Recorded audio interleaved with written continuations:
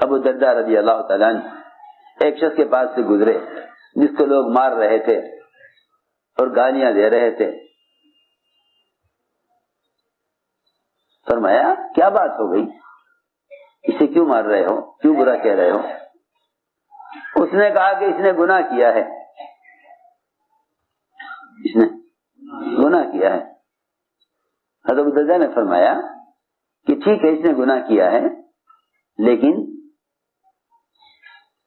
تم اگر اپنے بھائی کو کسی گڑھے میں پڑا ہوا دیکھو گے تو کیا اس کو تم مارو گے یا اسے گڑھے سے نکالو گے؟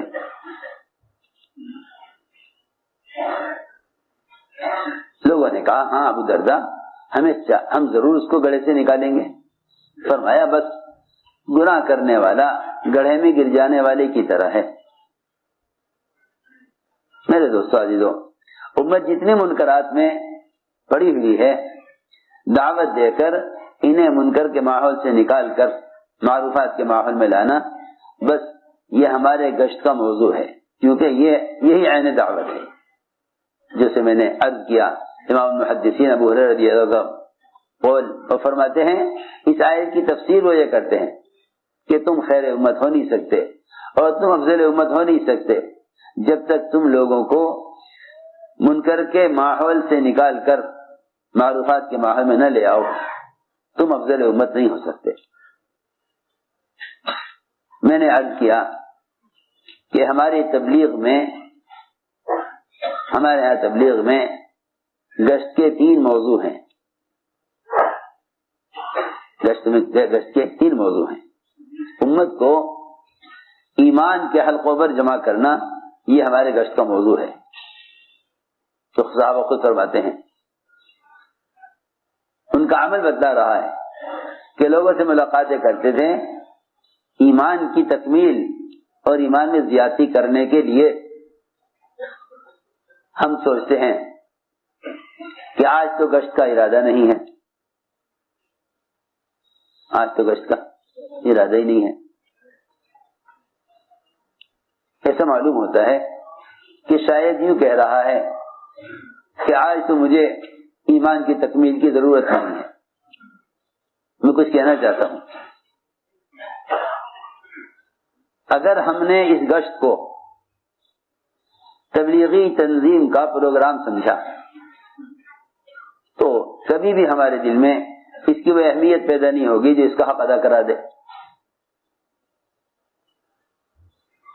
حالانکہ گشت اور ملاقاتیں ایمان کی تکمیل کے لیے ہیں.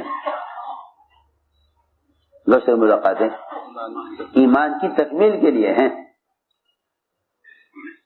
گشت اور ملاقاتیں ایمان کی تکمیل کے لیے ہیں, کیونکہ امر معروف اور نہی منکر یہ ایمان کی تکمیل کا سبب ہے.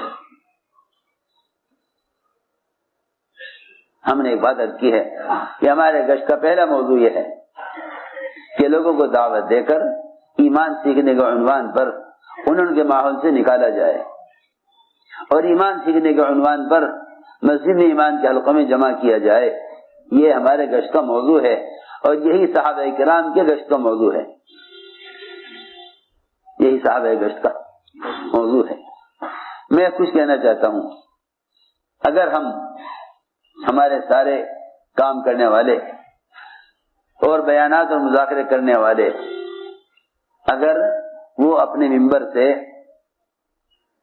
مجمع کو اس سطح پر نہیں لاتے کہ بھئی گشت ایمان کی تکمیل کے لیے ہے, تو میں سمجھتا ہوں کہ امت میں اس گشت کی اہمیت پیدا نہیں ہوگی. میں آپ سے صراحتاً کہہ دیتا ہوں, جو اہمیت اسلام میں ایمان کی ہے وہ اہمیت تبلیغ میں گشت کی ہے.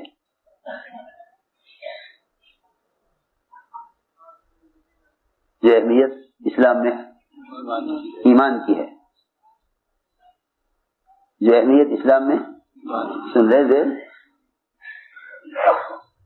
جو اہمیت اسلام میں ایمان کی ہے, جو اہمیت اسلام میں ایمان کی ہے وہ اہمیت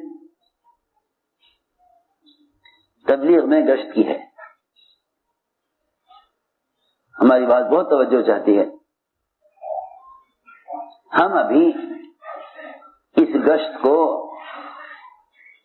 ایک اپنی طبیعت کی چاہت یا حالات اور فرصت کے اعتبار سے سوچ رہے ہیں، موقع محل دیکھ کر، فرصت دیکھ کر گشت کر لیں گے، اور یہ سمجھتے ہیں کہ یہ کوئی ایسا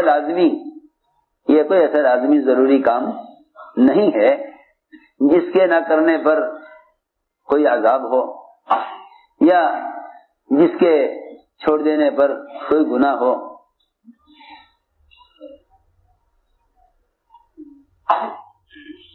حالانکہ میں عرض کر چکا کہ جو درجہ ایمان کا ہے وہ اس درجے پر گشت کو لاؤ، جو درجہ ایمان کا ہے، جو اہمیت ایمان کی ہے، اس درجے پر گشت کو لاؤ،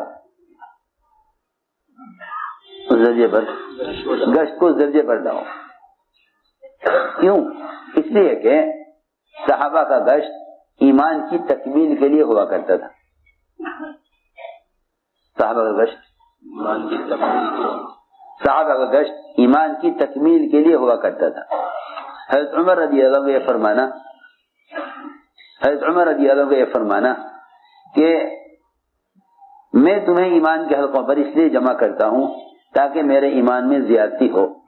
بس اتنی بات کافی ہے اس کو سمجھنے کے لیے کہ تبلیغ میں جو گشت ہے وہ صحابہ اکرام کی صحابہ سے ملاقاتیں کر کے انہیں ایمان کے حلقوں پر جمع کرنا، یہ ان کی ایمان کی تکمیل کا سبب ہے، اور یہی ہمارے اور امت کے قیامت تک ایمان کی تکمیل کا سبب ہے۔ معلوم ہوا کہ یہ گشت اور ملاقاتیں اور فرد کی خوشامد کر کے اس کو اس کے ماحول سے نکالنا یہ ایمان کی تکمیل کے لیے ہے۔ یہ تھا مطلب قرآن کی اس آیت کا کہ تمہارا ایمان میں کمال جب پیدا ہوگا جب تم بھلائی کا حکم کرو اور برائی سے روکو۔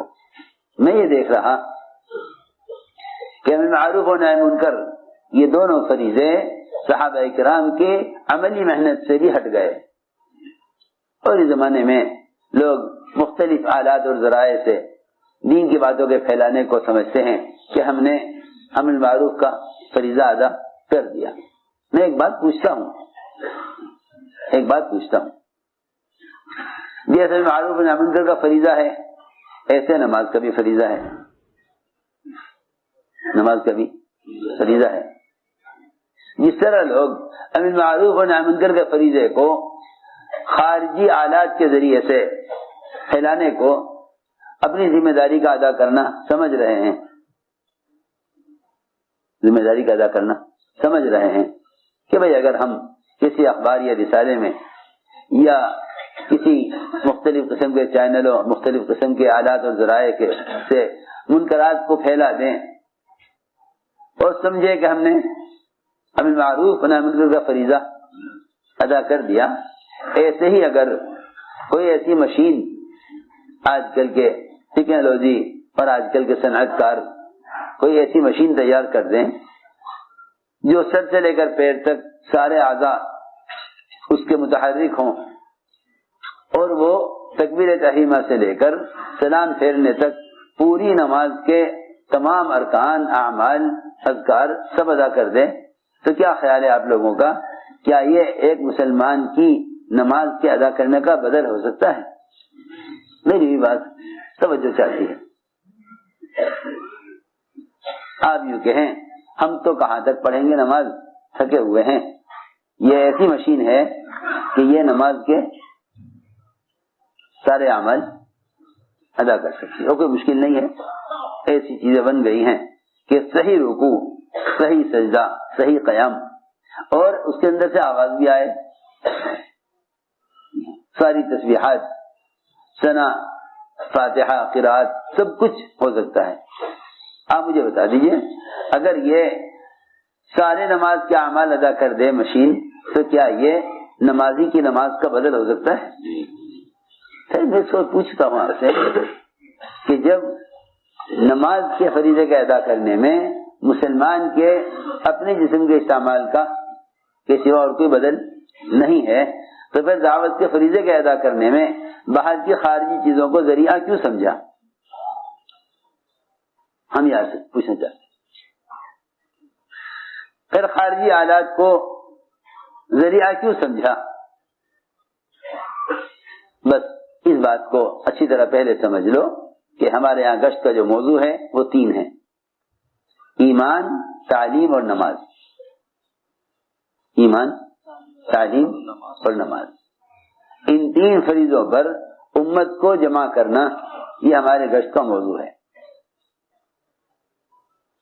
ان 3 فریضوں پر امت کو جمع کرنا یہ ہمارے گشت کا موضوع ہے، کیونکہ بنیادی فریضے 3 ہیں: ایمان، علم اور نماز. بنیادی فریضے 3 ہیں: ایمان، علم اور نماز. اس لیے کہ یہی وہ 3 فریضے ہیں کہ اگر ہم نے امت کو ان 3 فرائض پر جمع نہ کیا تو امت مرتد ہوگی. پکی بات ہے. امت کی ارتداد کا سبب ہی یہی ہے کہ امت علم، ایمان اور نماز پر قائم نہ رہے. یہ امت کی ارتداد کا سبب ہے. آپ لاکھ کوشش کر لیں امت کی ارتداد سے بچانے کی، اخبار اور رسائل یہ امت کو ارتداد سے نہیں بچا سکتے. اس کی وجہ یہ ہے کہ یہ ایمان اور نماز اور علم پر امت کو جمع کرنے کی عملی محنت نہیں ہے. عملی محنت یہی ہے کہ ایمان کی تکمیل کو بنیاد بنا کر دعوت دے کر لوگوں کو ایمان کے حلقہ میں لا کر جوڑا جائے. منکر کے ماحول سے نکالنا منکر سے روکنا ہے. منکرات بتلانا منکر سے روکنا نہیں ہے. میری بات توجہ چاہتی ہے. ایک منکرات کا علم ہے، ایک منکرات سے روکنے کی محنت ہے. کتابوں میں منکرات کا لکھ دینا یہ منکرات سے روکنا نہیں ہے، اور کتابوں کے اندر معروفات کا لکھ دینا یہ معروفات اور امت کو لانا نہیں ہے. کتابوں کے اندر منکرات اور معروفات کا علم ہے. کتابوں میں منکرات معروفات کا علم ہے. کتابوں میں منکرات معروفات کا علم ہے. یہ کوئی عملی محنت نہیں ہے. عملی محنت یہ ہے جس کو امام محدث ابو ہریرہ فرما رہے ہیں کہ تم لوگوں کے پاس خود چل کر جاؤ اور انہیں منکر کے ماحول سے نکال کر اپنے ماحول میں لاؤ اور ان کے دل میں اسلام کی رغبت پیدا کرو. اگر تم یہ کرتے ہو تب تو تم خیر امت ہو. تو میں نے عرض کیا کہ سب سے پہلے اس پر غور کیا جائے کہ حضور اکرم صلی اللہ علیہ وسلم کا منکر سے روکنے کا میں آپ کی سنت کیا ہے. جیسے میں نے عرض کیا کہ ہم اس بات کو سوچیں اور تحقیق کریں کہ نماز کے ادا کرنے کا مسنون طریقہ کیا ہے. نماز کے ادا کرنے کا مسنون طریقہ. اس لیے ہم یہ بھی غور کریں کہ منکر سے روکنے کا مسنون طریقہ کیا ہے.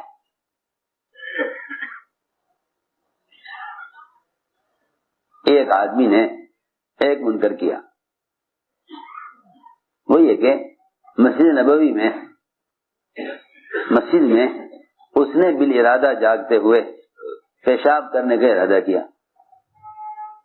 پیشاب جو شروع کر دیا کرنا تو صحابہ دوڑے اسے روکنے کے لیے. منکر سے روکتے ہم کیا کر رہے ہیں؟ ہم تو اس کو منکر سے روک رہے ہیں. ہماری بات توجہ چاہتے ہیں. ہم تو اس کو منکر سے روک رہے ہیں. منکر سے روکنے کے لیے بڑھے ہیں آگے. حضور اکرم صلی اللہ علیہ وسلم نے صحابہ کو روک دیا. کیا مطلب تھا اس کا؟ اس کا مطلب یہ تھا کہ منکر سے روکنے کا یہ طریقہ نہیں ہے جو تم نے اختیار کیا.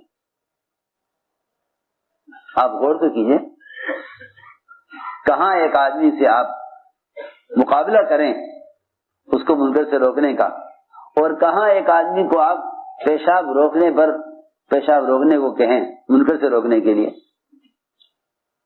حضور اکرم صلی اللہ علیہ وسلم نے اس بات کو پسند نہیں فرمایا.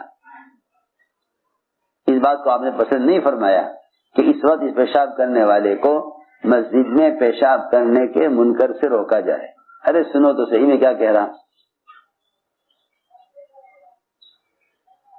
اس آدمی کو مسجد میں پیشاب کرنے کے منکر سے روکا جائے، آپ نے اس کو پسند نہیں فرمایا. ہم تو ایک آدمی کو منکر سے روکنے کے لیے اس کی جان کو آ جانے